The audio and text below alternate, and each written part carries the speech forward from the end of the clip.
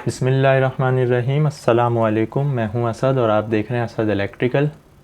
आज की वीडियो में हम एनर्जी और पावर पे बात करने जा रहे हैं। तो सबसे पहले समझ लेते हैं एनर्जी की डेफिनेशन। एनर्जी का मतलब होता है तवानाई, एबिलिटी टू डू वर्क। कोई भी काम करने की सलाहियत एनर्जी कहलाती है। चाहे वो कोई इंसान हो या कोई मशीन हो, वो कितना काम कर सकता है। इसका जो यूनिट है वो जूल्स है। जूल, जिसको हम कैपिटल जे से ज़ाहिर करते हैं। जूल जो है ये एक इंग्लिश साइंटिस्ट था, जेम्स प्रेस्कॉट जूल। 1818 से लेकर 1889 तक इसका टाइम पीरियड है। उस साइंटिस्ट के नाम पर इसका यूनिट जूल रखा गया था। अब समझ लेते हैं एक मिसाल से कि एनर्जी क्या होती है। ये एक आदमी है, एक 10 kg का बॉक्स है, इसमें कोई भी सामान है, 10 kg इसका वेट है। 1 मीटर का डिस्टेंस है, यहाँ तक इसको लेकर आना है। अब इसके लिए हमें क्या चीज़ दरकार होगी? ये फोर्स दरकार होगी, जो कि जिस फोर्स से धक्का लगे इसको। तो जितनी फोर्स लगेगी और जितना डिस्टेंस तय होगा, उसके बाद जो रिज़ल्ट आएगा उसको हम कहते हैं एनर्जी, जो कि जूल्स में नापी जाती है। तो फोर्स का यूनिट न्यूटन है, डिस्टेंस का यूनिट मीटर है। तो कितनी फोर्स लगी और कितना डिस्टेंस तय हुआ, इसको हम कहते हैं एनर्जी। तो एनर्जी का दूसरा लफ्ज़ है वर्क डन। जब तक कोई चीज़ अपनी जगह से डिस्प्लेस नहीं होगी, यानी अपनी जगह से दूसरी जगह तक नहीं जाएगी, तो समझ लें कोई काम नहीं हुआ। तो वर्क की डेफिनेशन भी यही होती है कि एक जगह से दूसरी जगह किसी भी आइटम को लेकर जाना। तो एनर्जी जो है वो उस डिस्टेंस को तय करने के साथ उसमें कितनी फोर्स लगी उस काम को करने में। तो एनर्जी जो है यानी वर्क डन जो है वो बराबर होता है फोर्स मल्टीप्लाई बाय डिस्टेंस, यानी कि फोर्स न्यूटन में नापी जाएगी, डिस्टेंस मीटर्स में। तो फोर्स जो है न्यूटन मल्टीप्लाई हो जाएगा मीटर्स के साथ, तो जो भी आंसर आएगा वो हमारी एनर्जी होगी जूल्स में। मान लें कि 1 न्यूटन की फोर्स लगाई, 1 मीटर का फासला तय हुआ, तो 1 multiply by 1 is equal to 1 joule. तो 1 जूल की एनर्जी 1 मीटर के फासले तक 1 न्यूटन की फोर्स लगाने के बाद जो हासिल होती है।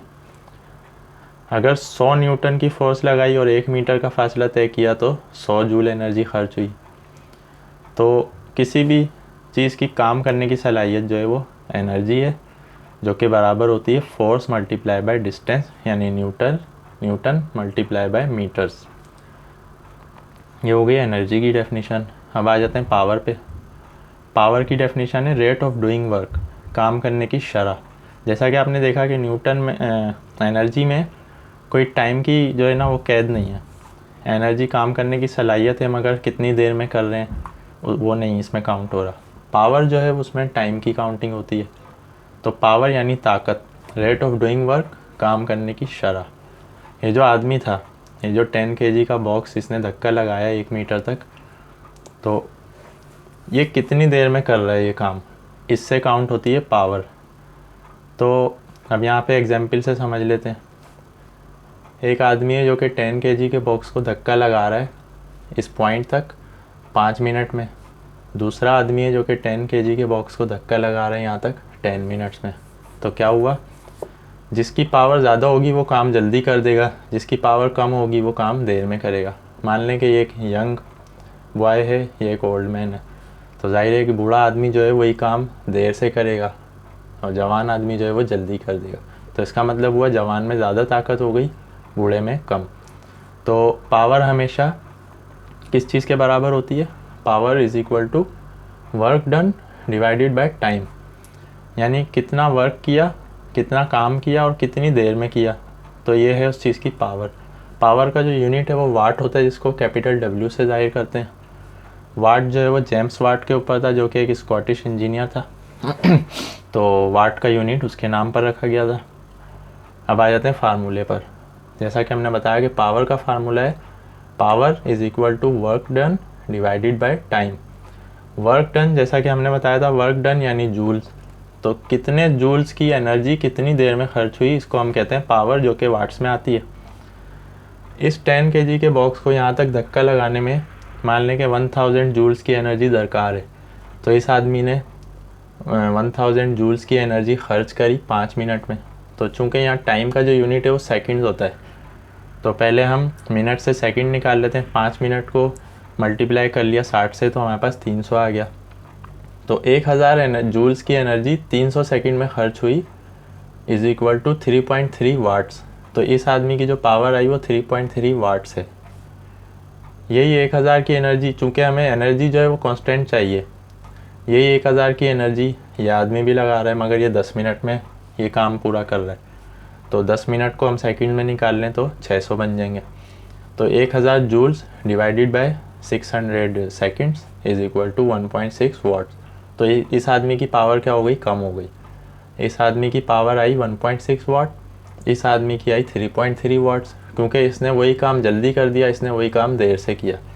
तो पावर की डेफिनेशन क्या हो गई, रेट ऑफ डूइंग वर्क। जो भी काम किया जा रहा है वो कितनी देर में किया जा रहा है। तो काम यानी energy, ability to do work, और पावर यानी कि रेट ऑफ डूइंग वर्क। तो ये फिज़िक्स की लैंग्वेज में एनर्जी और पावर की सिंपल डेफिनेशन थी। तो नेक्स्ट वीडियो में हम इलेक्ट्रिकल सर्किट में जो पावर का यूजेज है वो किस तरह है। जैसा कि आपने देखा होगा बल्ब पे, मोटर्स पे, इलेक्ट्रिकल की हर चीज़ पर जो है वॉट्स लिखे हुए होते हैं। अभी तक हमने वॉट्स पे बात नहीं की थी। वोल्ट, करंट और रेजिस्टेंस का आपस में जो ताल्लुक था उसको हमने अच्छी तरह समझ लिया है, ओम्स लॉ की रोशनी में भी। अब नेक्स्ट जो है हम वॉट्स पे बात करने जा रहे हैं। WATT, इसको कैपिटल W से ज़ाहिर किया जाता है। तो ये वॉट इलेक्ट्रिकल में किस तरह काम करते हैं ये तो हमने फिज़िक्स की लैंग्वेज में समझ लिया है।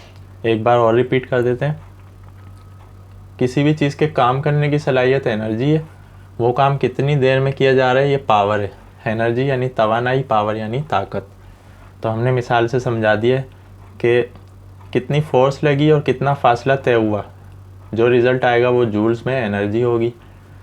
कितना काम किया और कितनी देर में किया, जो भी रिज़ल्ट आएगा वो पावर होगी वॉट्स में। आज की वीडियो से रिलेटेड आपका कोई भी क्वेश्चन है आप कमेंट्स में पूछ सकते हैं।